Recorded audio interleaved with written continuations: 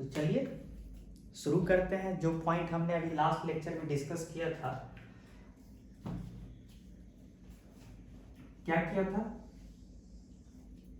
कि लेटेस्ट से ये कैपेसिटर का पहला प्लेट है, ये कैपेसिटर का दूसरा प्लेट है। कैपेसिटर के पहले प्लेट पे प्लस क्यू चार्ज है और दूसरे प्लेट पे माइनस क्यू चार्ज है।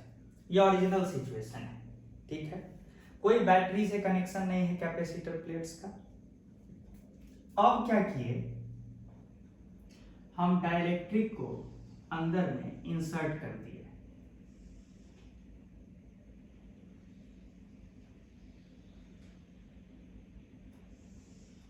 ठीक है, अंदर अगर हम इंसर्ट कर दिए डाइलेक्ट्रिक और डाइलेक्ट्रिक कांस्टेंट के है, तो अब क्या क्या फर्क पड़ा ये एक्शन करने से।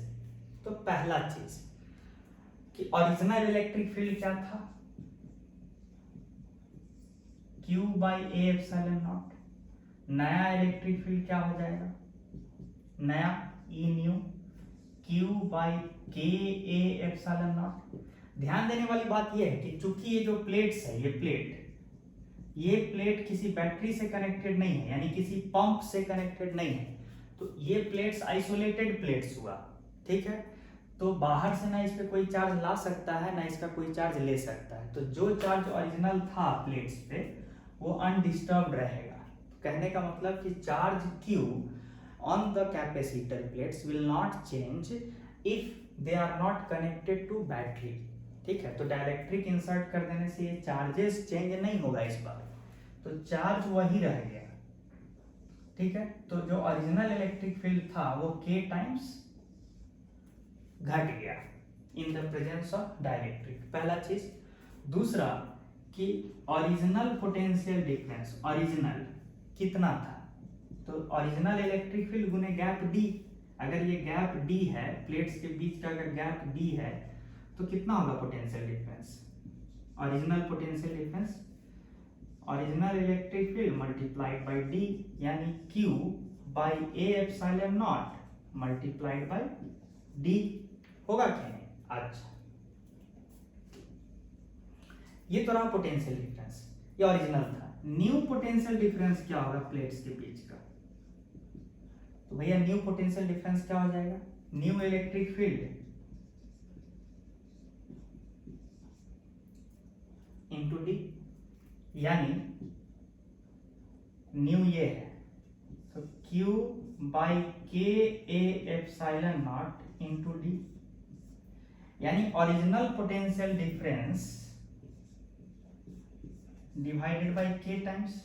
यानी आप ध्यान दीजिए कि पोटेंशियल डिफरेंस जो है इन द एब्सेंस ऑफ बैटरी वो K टाइम्स घट गया है। जब आप डाइलेक्ट्रिक इंसर्ट कीजिएगा तो K टाइम्स घट गया है potential difference between the plates, किसके तुलना में, ओरिजिनल के तुलना में। ठीक है, तो पोटेंशियल डिफरेंस घट गया। सिमिलरली आपको पता है कि energy stored in the field, energy stored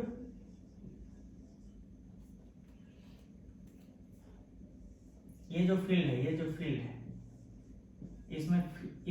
इसमें कितना एनर्जी स्टोर्ड है, energy stored in the field को क्या लिख सकते हैं आप, हाफ, दो फार्मूला है तो आप ये भी यूज कर सकते हैं, total charge on capacitor plates divided by 2C। तो नया कैपेसिटेंस क्या है, K A epsilon naught by D, ये C है। तो आंसर क्या हो गया, Q square D by 2K A epsilon not.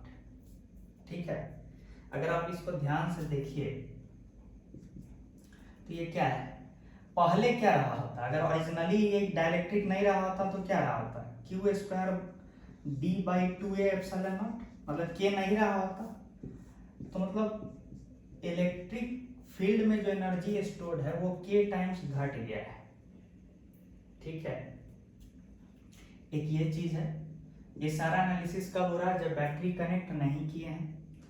Energy stored in the field को आप दूसरे तरीके से भी निकाल सकते थे। ठीक है, ये देखिए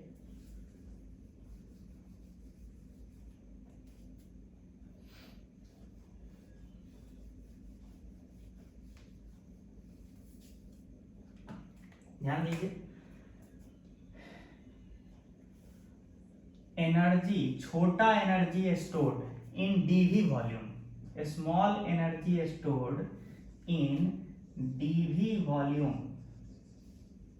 क्या होता है, हाफ इलेक्ट्रिक फील्ड के स्ट्रेंथ का square into epsilon naught into DV.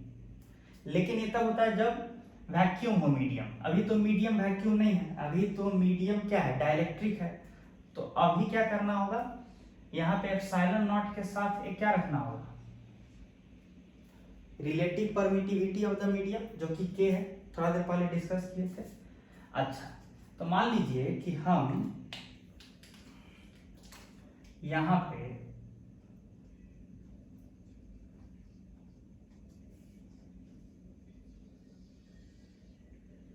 एक छोटा सा वॉल्यूम लिए, ये वॉल्यूम लिए, स्लैब टाइप का होगा, एक्चुअल में 3D में देखिएगा तो आपको ऐसा दिखाई देगा क्योंकि सारा सिचुएशन ही ऐसा है ना। तो आप अगर 3D में देखिए तो एरिया ए है और ये विड्थ हो जाएगा कितना, dx। तो आप एनर्जी का एक्सप्रेशन लिखे हाफ, यहाँ पे नया इलेक्ट्रिक फील्ड कितना है, ओरिजिनल का k टाइम्स का square into epsilon not k, और इस वॉल्यूम का वैल्यू क्या होगा, area A into D x is dv। अच्छा, ये कितना निकल के आया, हाफ ओरिजिनल फील्ड क्या था, q by A epsilon not divided by k, इसका square into epsilon not k into A D x. In short में देखा जाए तो ये क्या है, q square by 2 k a epsilon naught into D x. ये छोटा energy stored in this small volume dv है। तो टोटल एनर्जी स्टोर्ड क्या हो जाएगा, जिसको हम सिंबॉलिकली यू से बता रहे हैं, टोटल एनर्जी स्टोर्ड इन फील्ड या इलेक्ट्रिक फील्ड क्या होगा। तो भैया सीधे इसको इंटीग्रेट करेंगे, तो इसको इंटीग्रेट कीजिएगा तो इंटीग्रेशन x पे ही ना जाएगा, तो पूरा गैप है d, तो x बराबर 0 से लेके d तक इंटीग्रेट कीजिएगा तो क्या हो जाएगा answer, q square d by 2k a epsilon not. बिल्कुल वही एक्सप्रेशन आया है जो यहाँ आया था। तो ये था टोटल एनर्जी स्टोर्ड इन इलेक्ट्रिक फील्ड। ठीक है, आगे का एनालिसिस करते हैं, धीरे धीरे करके सब कुछ होगा।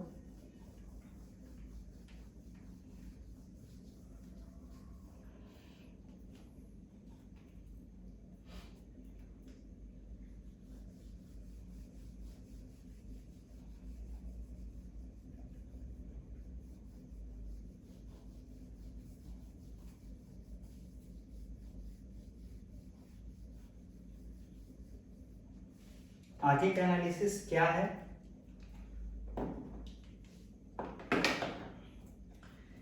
ध्यान दीजिए कि ओरिजिनल एनर्जी जो स्टोर्ड था, मतलब जब डाइलेक्ट्रिक नहीं था तो उस समय एनर्जी स्टोर्ड क्या था, q square D by 2 a epsilon not, और नया एनर्जी क्या है, q square D by 2k a epsilon not, जहां पे k ग्रेटर देन 1 होता है ना।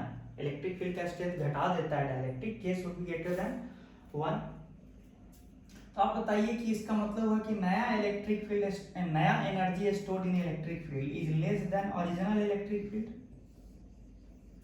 तो डाइलेक्ट्रिक इंसर्ट करने से पहले ज्यादा एनर्जी था, इंसर्ट करने के बाद फील्ड में स्टोर्ड एनर्जी कम है। तो ये इसको एक्सप्लेन कैसे कीजिएगा, ये हुआ कैसे, how can you explain this difference practically, physically कैसे एक्सप्लेन कीजिएगा। उस चीज को आप उसी चीज पर डिस्कशन होने जा रहा है, सो ध्यान दीजिए।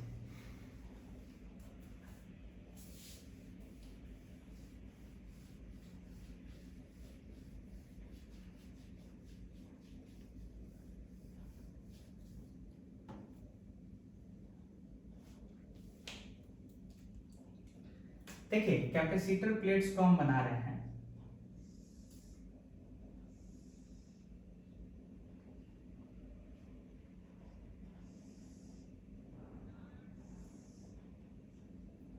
ठीक है। मान लीजिए इस पे प्लस चार्ज है, इस पे माइनस है। ओरिजिनल सिचुएशन देखिए, तो यहां पे माइनस है और यहां पे क्या है, प्लस। और एज पे क्या होता है, एज का स्थिति क्या होता है थोड़ा बताइए। एज पे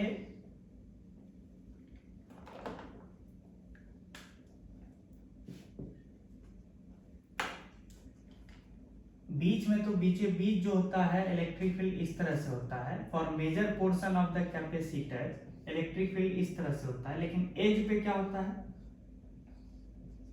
अगर आप थोड़ा सा 3D में देखें तो ज्यादा ठीक है। 3D में दिखाते हैं, ये देखिए,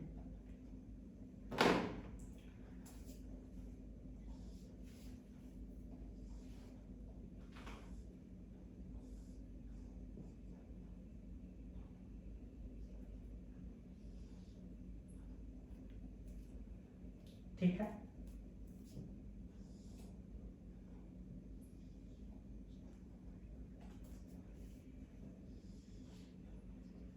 ये रहा 3D में, इधर वाला पोर्शन 3D में। सिमिलरली इधर भी आप 3D में दिखा सकते हैं ऐसे, ये ऐसे है स्थिति, मतलब ऊपर है प्लेट, एक नीचे है प्लेट। अब ध्यान दीजिए क्या हो रहा है कि यहां है माइनस और यहां क्या है प्लस, तो क्या होगा, याद आ रहा है कुछ, फ्रिंजिंग इफेक्ट। इसको ऐसे दिखाइए, ऐसे,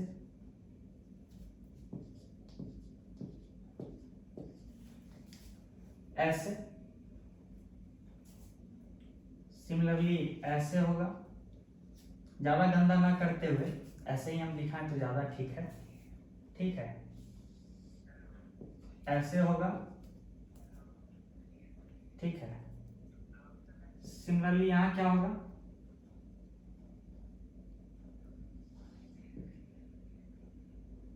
पीछे वाला पोर्शन तो ऐसे ही दिखाना होगा, पीछे वाला।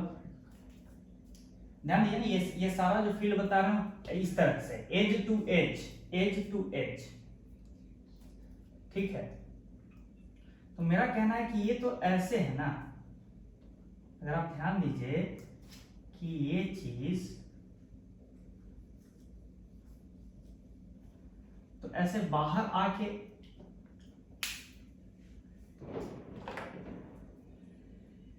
इस तरह से है,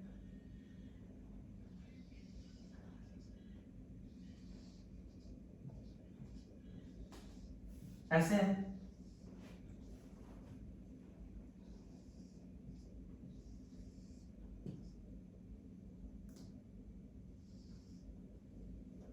ठीक है।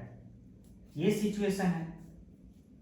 अब बताइए कि इस सिचुएशन में अगर आप डाइलेक्ट्रिक को,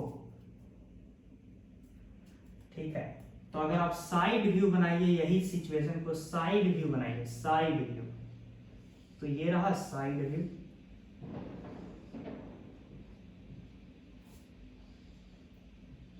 बस एक इलेक्ट्रिक फील्ड लाइन बनाए हैं, ठीक है, साइड व्यू।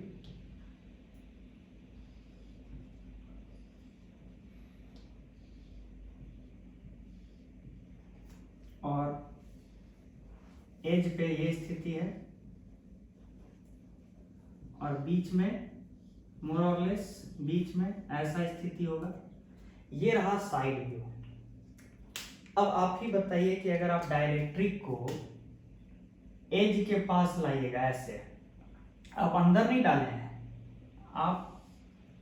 एज के पास लाया, ध्यान दीजिए, ये रहा डाइलेक्ट्रिक। अब अभी डाइलेक्ट्रिक को अंदर नहीं घुसाए हैं, जस्ट माउथ पे लाए हैं। तो जब माउथ पे लाइएगा ना तो देखिए इलेक्ट्रिक फील्ड लाइंस बाहर भी है ड्यू टू एज इफेक्ट।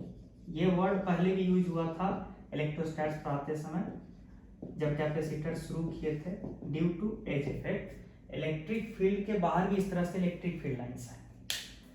अब आप बताइए कि इस तरह का इलेक्ट्रिक फील्ड लाइंस, अब इसको हम हटाते हैं क्योंकि डायग्राम्स को गंदा कर देगा। तो हमको जो बताना था कि बाहर में इलेक्ट्रिक फील्ड लाइंस है, इस तरह से बाहर में इलेक्ट्रिक फील्ड लाइंस है, ये आप अज्यूम कीजिए कि है, बस डायग्राम गंदा ना हो इसके लिए हम यहाँ पे ये किए हैं। बाहर में अगर इलेक्ट्रिक फील्ड लाइन है जिस सेंस में हम बताए हैं, तो एरो जिधर है फील्ड लाइन का उधर क्या डेवलप होगा, उधर यहाँ कुछ प्लस डेवलप हो जाएगा डाइलेक्ट्रिक पे, और यहाँ क्या डेवलप होगा, माइनस। क्यों होगा ये आप फील कर लीजिए कि भैया अगर इलेक्ट्रिक फील्ड लाइन इस तरह से है, फील कीजिए, तो एरो जिधर होगा उधर प्लस चार्ज डेवलप होगा, और एरो का टेल जिधर होता है उधर नेगेटिव चार्जेस का इंड्यूस चार्जेस का जनरेशन होगा। ठीक है, तो शॉर्ट में कहिए कि होने क्या वाला है, होने वाला है कि डाइलेक्ट्रिक के ऊपर इस तरह के प्लस और माइनस चार्ज, प्लस चार्ज और माइनस चार्ज इंड्यूस होगा। अच्छा, अब ध्यान देते चले जाइए जो हम बोल रहे हैं। ये था प्लस, याद कीजिए, यहां क्या था, माइनस। अब बताइए कि ये कैपेसिटर प्लेट्स का प्लस और ये माइनस एक दूसरे को क्या करेगा, अट्रैक्ट करेगा कि नहीं? मतलब शॉर्ट में कहिए कि एक नेट फोर्स डाइलेक्ट्रिक के ऊपर रहेगा जो डाइलेक्ट्रिक को अंदर की तरफ फोर्स लगाएगा। मतलब शॉर्ट में हम क्या कर सकते हैं कि due to the edge effect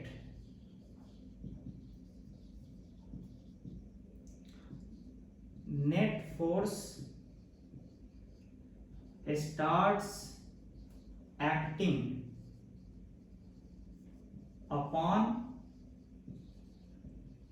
dielectric, which will try to accelerate the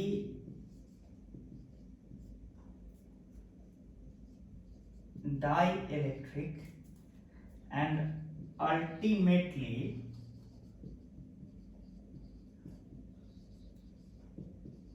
by the moment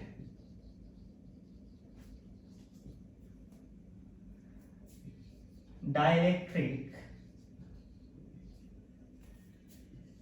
completely fills the gap between the plates, the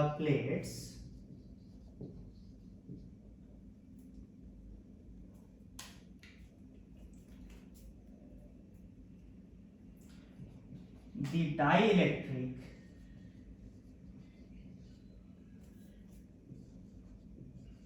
will gain sufficient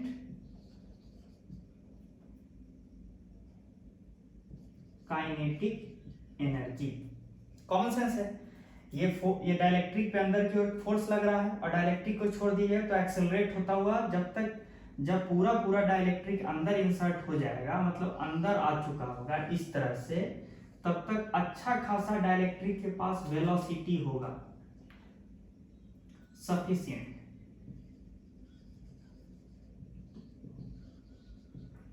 मतलब जो चार्जेस था प्लेट्स पे, जो प्लेट्स पे चार्जेस था उसने डाइलेक्ट्रिक के ऊपर वर्क किया है, या फिर फील्ड के लैंग्वेज में बात करें तो ऐसे बोलिए जो इलेक्ट्रिक फील्ड था, एज वाला जो इलेक्ट्रिक फील्ड था ओरिजिनल, ये इनफैक्ट शॉर्ट में बोलिए ना कि जो इलेक्ट्रिक फील्ड था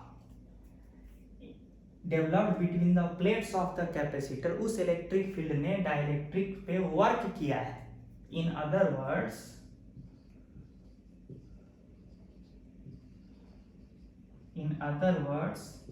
the electric field due to charges on capacitor will do some work on dielectric. ठीक है, कुछ वर्क कर रहा है. क्यों? क्योंकि फोर्स लगा रहा है ना डाइलेक्ट्रिक के ऊपर. ये चार्जेस जो है फोर्स लगा रहा है. या फिर ऐसे कहिए जो इलेक्ट्रिक फील्ड है, इलेक्ट्रिक फील्ड जो है, ये फ्रिंज इफेक्ट वाला इलेक्ट्रिक फील्ड, वो डाइलेक्ट्रिक पे नेट फोर्स अंदर की तरफ लगा रहा है और वर्क कर रहा है. वर्क कर रहा है, एज अ रिजल्ट डाइलेक्ट्रिक का काइनेटिक एनर्जी बढ़ेगा. Work energy theorem, work done by forces, all the forces is equal to change in kinetic energy. ठीक है, वर्क कर रहा है तो डाइलेक्ट्रिक का काइनेटिक एनर्जी बढ़ेगा, which will do some work on dielectric. ठीक है, तो अगर आप फ्रीली छोड़ दीजिएगा डाइलेक्ट्रिक को तो अच्छा खासा वेलोसिटी के साथ डाइलेक्ट्रिक अंदर आएगा. इसी सिचुएशन के लिए ना हम एनालाइज किए थे, इस सिचुएशन के लिए कि जब डाइलेक्ट्रिक पूरा पूरा अंदर होगा तो जो एनर्जी स्टोर्ड इन इलेक्ट्रिक फील्ड था वो क्या था, Q²/2K A epsilon not D. यानी नया एनर्जी स्टोर्ड इन इलेक्ट्रिक फील्ड इतना है और ओरिजिनल एनर्जी स्टोर्ड इन इलेक्ट्रिक फील्ड इतना था. तो ऑफ कोर्स नया एनर्जी स्टोर्ड जो है इलेक्ट्रिक फील्ड में वो कम है. तो अब आप एक्सप्लेन कर दीजिएगा कि जो डिफरेंस है एनर्जी का, जो कम हुआ है, वो एनर्जी गया कहाँ है? वो एनर्जी गया है kinetic energy of the dielectric को बढ़ाने में. पहले डाइलेक्ट्रिक के पास जीरो काइनेटिक एनर्जी था, वो अच्छा खासा एक्सेलरेट करके अंदर जब आया, पूरा पूरा जब कंप्लीटली फिल कर दिया, उस समय अच्छा खासा काइनेटिक एनर्जी गेन किया. इसका मतलब जो ओरिजिनल इलेक्ट्रिक फील्ड है उसमें जो स्टोर्ड एनर्जी था उसी का कुछ हिस्सा जो है कहाँ गया है, kinetic energy of the dielectric बढ़ाने में. ठीक है, तो ये सिचुएशन है. अच्छा, ये जरूर हो सकता है कि मेरे जैसा एजेंट अगर इस डाइलेक्ट्रिक को पकड़ के रखे ताकि धीरे धीरे डाइलेक्ट्रिक अंदर जाए, तब क्या होगा? तब तो काइनेटिक एनर्जी गेन नहीं करेगा ये डाइलेक्ट्रिक. ये चीज क्लियर है ना?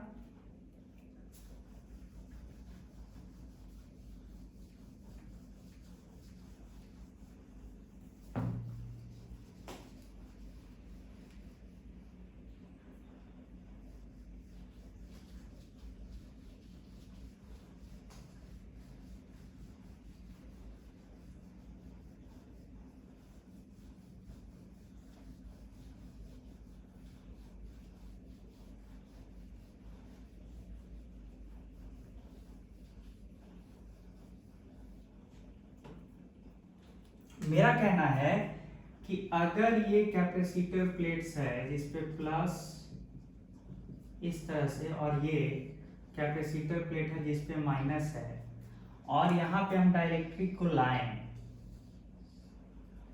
और मेरे जैसा एजेंट पीछे की ओर उतना ही फोर्स लगा रहा है जितना फोर्स कैपेसिटर का जो प्लेट्स के ऊपर चार्ज है वो लगा रहा था डाइलेक्ट्रिक के ऊपर इन इंड्यूस्ड चार्जेस पे.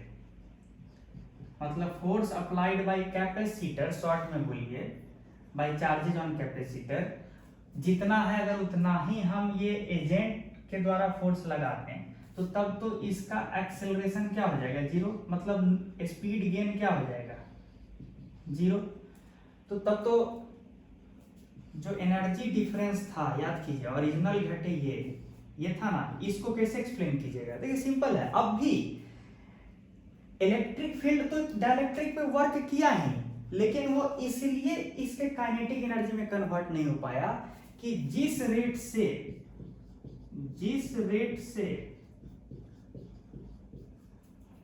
इलेक्ट्रिक फील्ड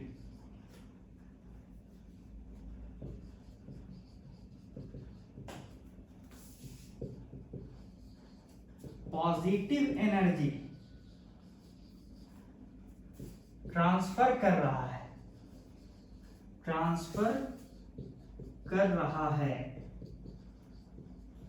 किसको? डाइलेक्ट्रिक को। उसी रेट से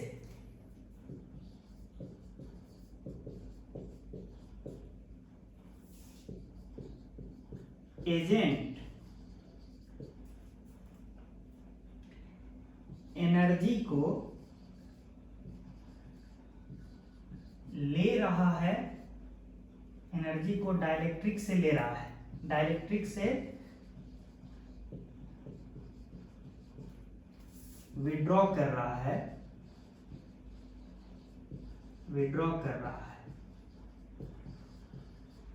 और ये हो कैसे रहा है? कैसे?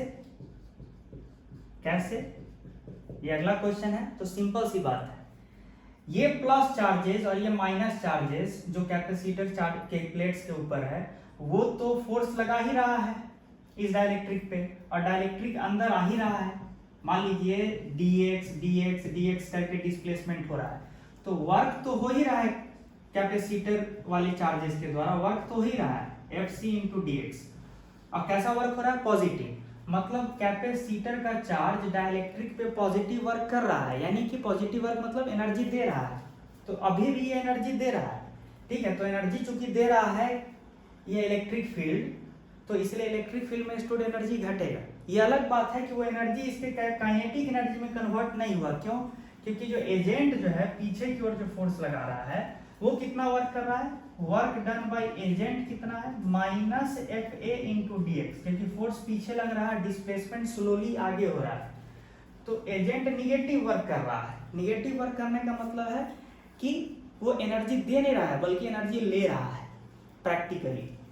तो मतलब जिस रेट से कैपेसिटर का चार्ज डाइलेक्ट्रिक को एनर्जी दे रहा था, उसी रेट से एजेंट जो है डाइलेक्ट्रिक से एनर्जी ले रहा है। इसीलिए डाइलेक्ट्रिक के पास कोई काइनेटिक एनर्जी नहीं मिलेगा इस केस में। लेकिन उससे इस बात पे थोड़े फर्क पड़ा कि कैपेसिटर का चार्ज वर्क नहीं किया, अभी भी वर्क किया है। तो इसलिए जो है फील्ड में जो स्टोर्ड एनर्जी है, फील्ड में स्टोर्ड एनर्जी अभी घट रहा है, क्योंकि फील्ड वर्क किया है इस पे। और कितने से घट जाएगा? इतने से, ठीक है। तो कायदे से यही किया जाता है, डाइलेक्ट्रिक को धीरे धीरे घुसाया जाता है, ये नहीं कि छोड़ दिया जाता है। छोड़ दीजिएगा तो क्या होगा? छोड़ दिएगा ना तो ये तेजी से अंदर जाएगा, फिर क्या होगा? ड्यू टू इनर्शिया बाहर जाने लगेगा। जैसे ही बाहर जाएगा फिर क्या होगा भाई? फिर वही कहानी है कि फिर तो यहाँ पे माइनस चार्जेज, यहाँ पे प्लस चार्जेज, और वो अट्रैक्ट होगा इधर, मतलब नेट फोर्स इधर लगने लगेगा। एज अ रिजल्ट क्या होगा? ये डाइलेक्ट्रिक जो है धीरे धीरे जब बाहर निकलेगा तो स्पीड घटेगा, क्योंकि फोर्स पीछे लग रहा है, फिर रुकेगा, फिर क्या होगा? फिर अंदर जाएगा। और इस तरह से कैसा मोशन होते रहेगा? ऑसिलेटरी मोशन होते रहेगा। मतलब डाइलेक्ट्रिक का ऐसे इस तरह से ऑसिलेटरी मोशन होते रहेगा। कब होगा ऑसिलेटरी मोशन? जब आपके जैसा और मेरे जैसा एजेंट फोर्स नहीं लगाएगा और सिंपली यहाँ पे डाइलेक्ट्रिक को लाके छोड़ देगा, तब इस तरह से ये कहानी होते रहेगा, ठीक है। ये पूरा एक एनालिसिस हुआ, थ्योरेटिकल एनालिसिस बोलिए, और साथ में ये भी बताया गया कि जो इलेक्ट्रिक फील्ड में स्टोर्ड एनर्जी जो घटा था, ठीक है ना, वो गया कहाँ एक्चुअल में प्रैक्टिकली।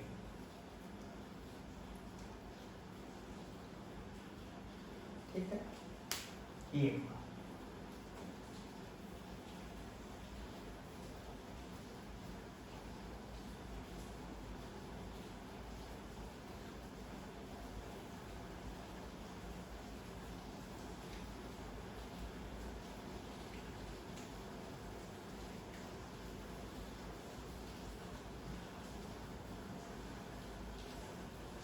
जब अगला केस डिस्कस करेंगे उसमें क्या है कि हम कैपेसिटर प्लेट्स को बैटरी से जोड़ देंगे और तब डाइलेक्ट्रिक को इंसर्ट करेंगे, ठीक है।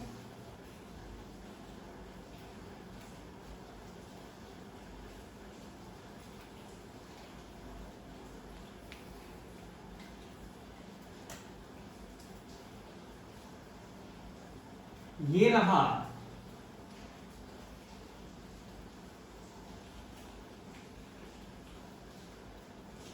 कैपेसिटर का प्लेट्स और इसको बैटरी से कनेक्ट करके रखे हुए हैं ऑलरेडी।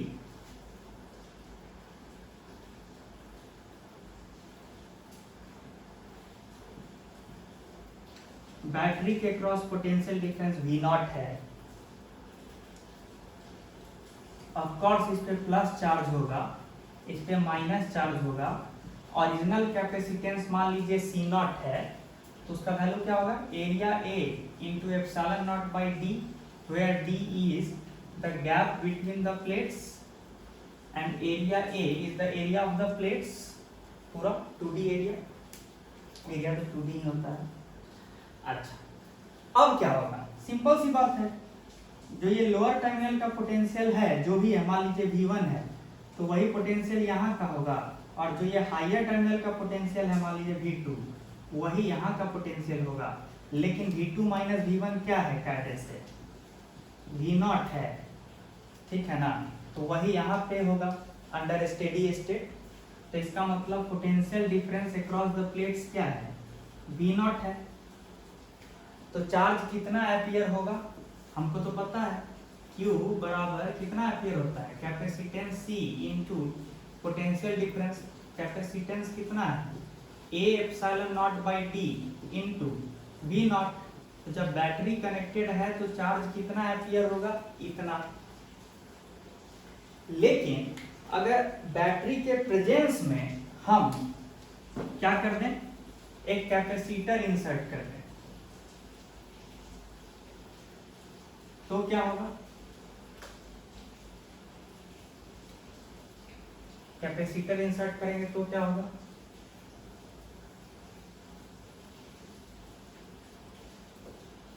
बताइए।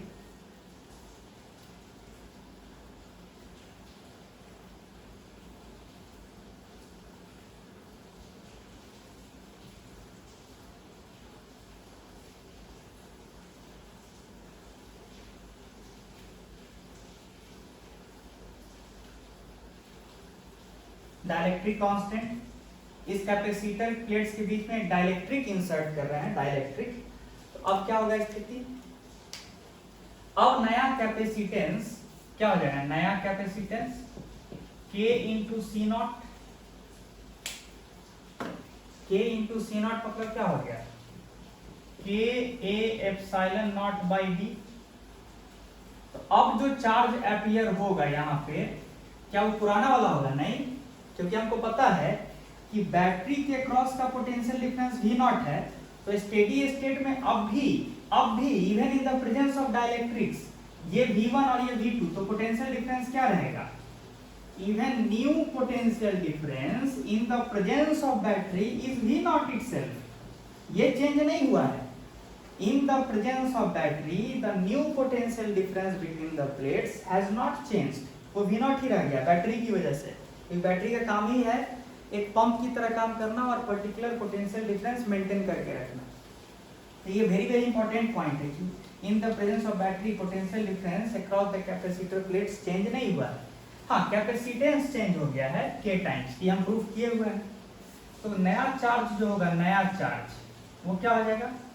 नया कैपेसिटेंस इनटू पोटेंशियल डिफरेंस, यानी K A epsilon naught by D into potential difference अभी क्या है? V नॉट है।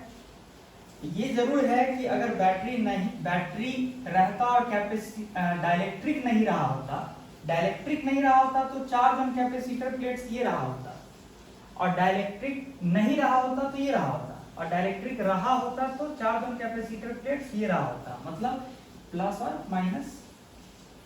ये बात समझ में आ रहा है? तो चार्ज बदल गया ना in the presence of battery, जबकि in the absence of battery charge नहीं बदल रहा था प्लेट्स के ऊपर।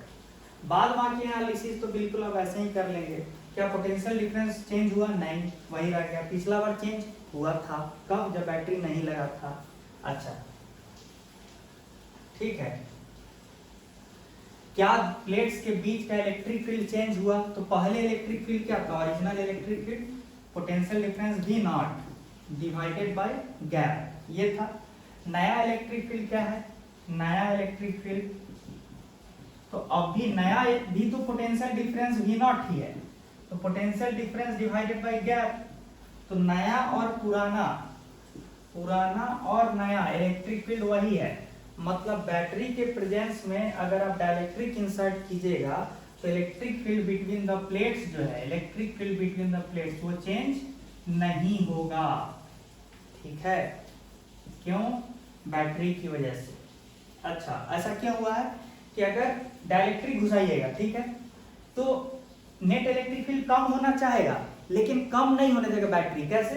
कुछ एक्सेस चार्ज को और पंप कर देगा प्लेट्स के ऊपर, ताकि फील्ड अगर घटना चाहेगा तो उसको कंपनसेट करके नया नया चार्ज और यहाँ पे डिपॉजिट करके प्लेट्स पे, और फील्ड के स्ट्रेंथ को इतना हद तक बढ़ा देगा कि नेट इलेक्ट्रिक फील्ड पुराने जैसा रहे। हम क्या बोले कि बैटरी नहीं रहता, डाइलेक्ट्रिक घुसाते तो क्या होता? नेट इलेक्ट्रिक फील्ड घटता डाइलेक्ट्रिक की वजह से। ठीक है, तो उस चीज को नलीफाई करने के लिए यहाँ बैटरी है। बैटरी क्या करेगा? कुछ एक्सेस चार्ज को और लाएगा, एक प्लेट से या दूसरे प्लेट पे डिपॉजिट कर देगा, ताकि घटता हुआ इलेक्ट्रिक फील्ड को कंपनसेट कर दिया जाएगा। ठीक है, अगर capacitor in the absence of battery रहा होता तो चार्ज कितना एम्पियर होता? चार्ज कितना एम्पियर होता? मान लीजिए Q रहता और यहाँ माइनस Q, और बैटरी है नहीं, अब फिर कैपेसिटर रहती है, तो तब तो चार्ज डिस्टर्ब नहीं हुआ, लेकिन इलेक्ट्रिक फील्ड तो क्या होना था? Q/A∈0, ये पुराना था, इंटू 1/K। अब क्या हुआ है कि बैटरी है, तो जैसे ही डाइलेक्ट्रिक अंदर डालने लगेगा तो ये जो पुराना चार्ज रहा होगा, पुराना चार्ज क्या था? अभी बैटरी के केस में पुराना चार्ज क्या था? देखिए, पुराना चार्ज ये था, नया चार्ज क्या है? नया चार्ज ये है। ऑफ कोर्स नया चार्ज ज्यादा है पुराने की तुलना में, मतलब इलेक्ट्रिक फील्ड जो घटाने की कोशिश हो रही थी डाइलेक्ट्रिक के द्वारा, उसको कंपनसेट कर दिया गया by bringing extra charge from one plate to another through the effect of battery. ठीक है, तो ये बात बताना था, एक दूसरा पॉइंट हुआ। बाद बाकी एनालिसिस तो आप कर ही लीजिएगा, इलेक्ट्रिक फील्ड के ऊपर क्या असर पड़ा वो डिस्कस हो गया, कोई चेंज नहीं। पोटेंशियल डिफरेंस के ऊपर क्या अंतर पड़ा? कोई अंतर नहीं पड़ा। डाइलेक्ट्रिक से पहले, डाइलेक्ट्रिक के बाद, कब? जब बैटरी लगा हुआ था। चार्ज के ऊपर क्या अंतर पड़ा? तो चार्ज K टाइम्स बढ़ा है पुराने की तुलना में। ठीक है, कब? जब बैटरी लगा था। तो इस तरह से बहुत सारी चीजें। अच्छा, एनर्जी स्टोर्ड के बारे में भी तो आप कैलकुलेट कर ही लीजिएगा कितना होगा। एनर्जी स्टोर्ड क्या होता है? एनर्जी स्टोर्ड हाफ, पुराना क्या था? C0 इंटू V0², ये ओरिजिनल एनर्जी था, और नया एनर्जी क्या हो जाएगा? Half K C0 into potential difference, half CV², याद है ना? एनर्जी स्टोर्ड इन इलेक्ट्रिक फील्ड को हम ऐसे भी लिख सकते हैं, कैपेसिटर प्लेट्स के बीच में जो एनर्जी स्टोर्ड है उसको हाफ CV² भी लिख सकते थे। तो ओरिजिनल था C0 इंटू V0², अब क्या होगा? K times C0 into V0²। तो difference in energy stored in electric field भी आप निकाल सकते हैं। तो ये सारा एनालिसिस हुआ। ठीक है,